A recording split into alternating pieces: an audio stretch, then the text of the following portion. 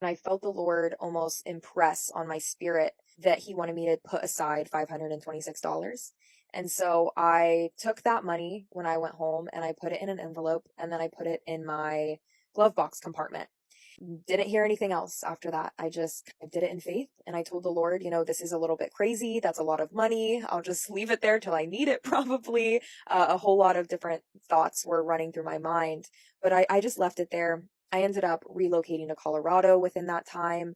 I would honestly forget that the money was there. But whenever I would come across it, I would always pray over it and be like, Lord, I believe you're going to use this. And I just had a whole lot of faith behind it. A lot of the things I did when I was a baby Christian, the Lord used to increase my faith. And I believe this is one of them. Even if I always say, even if the Lord didn't originally tell me to leave that money there, I believe he used it anyway. But I moved to Colorado and I ended up going to a church, the same church I'm at now, another God story of how I came across that. It's a church that has a lot of members that are in sober living homes and are recovering addicts. A lot of them have experienced homelessness. And I mean, there is just a fire and a desperation for Jesus and an ability to reach the lost and the homeless. There was one member of my church who is just a fireball for Jesus.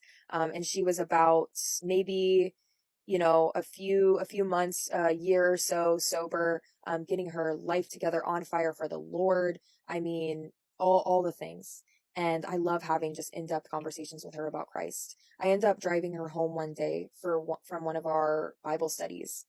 And we were sitting in the car and we had an hour-long conversation about the Lord. And she told me, she just brought up kind of talking about how she wasn't going to be able to make rent that month, but she had followed it up by saying, I know God as Jehovah Jireh, and I know he's going to provide for me. And I had just felt this prompting of, to ask her, how much do you owe? Like, what is kind of, how short are you? And she told me, she was like, I'm $526 short. And so I started ruffling through my glove box and she didn't know what I was doing. But I pulled the money out and I was like, listen, a year ago, it had been a year at that point.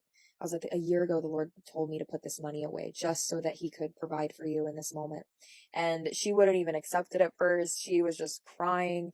We ended up calling our pastor and praying over it and she ended up taking the money. But that was such an encouragement, not only to her faith, but to mine.